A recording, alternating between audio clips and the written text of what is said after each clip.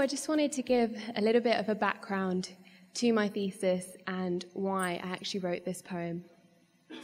So my thesis was looking at female infanticide in Punjab, and female infanticide is described and defined as killing a baby girl within 1 year of her birth.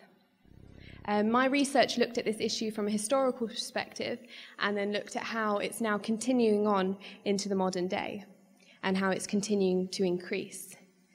Earlier this year, I sat and I spoke with my grandfather about my research, and he seemed sincerely interested, but then went quiet.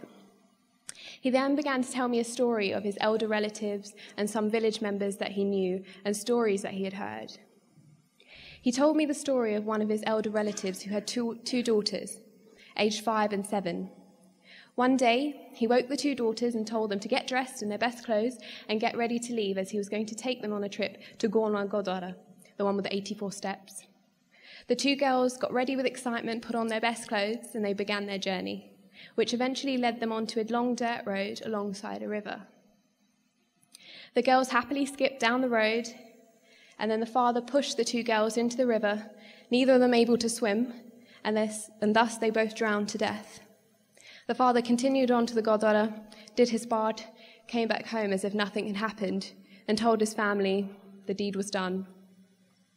My grandfather then told me of another story he heard of a village nearby.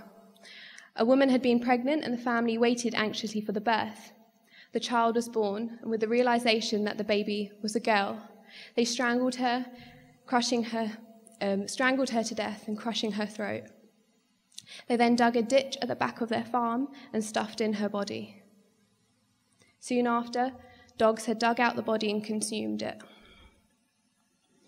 I wanted to shatter the illusion that female infanticide and female feticide is something of the past. Son preference and this issue of female infanticide is still happening. And I'd like you to listen to the poem that I now created about female infanticide, which is called Queens and Corpses.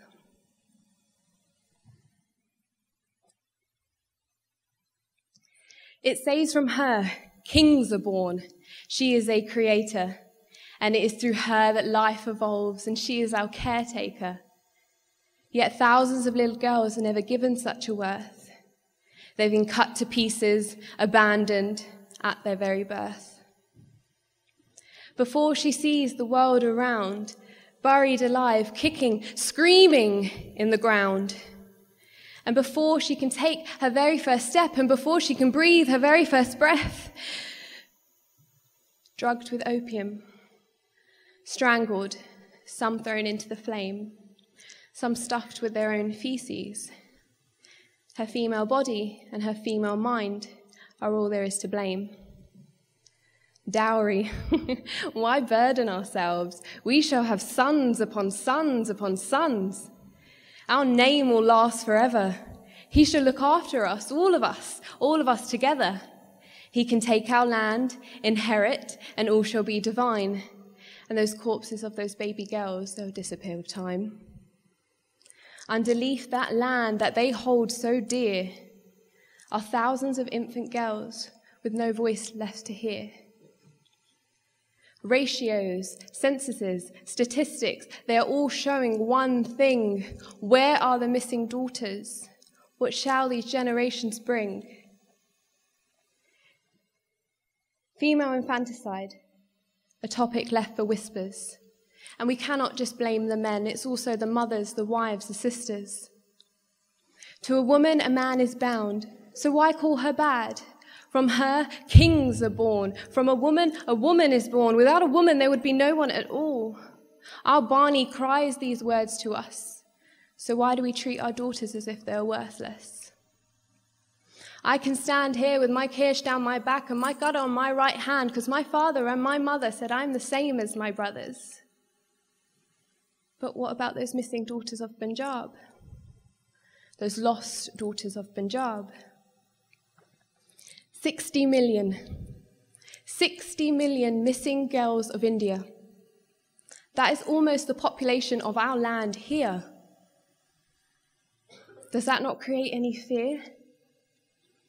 Fear of an unbalanced gender ratio resulting in a hyper-masculine Indian society, more extortion, more distortion, more disproportion, more rape, more kidnapping, more sex-selective abortions. There's only one way that this can end. There's only one way that this can stop.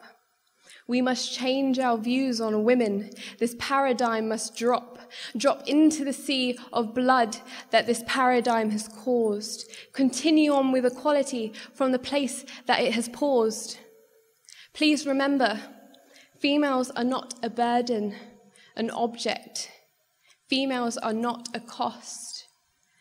Else blood will stain the lands of Punjab with the daughters they have lost. Thank you.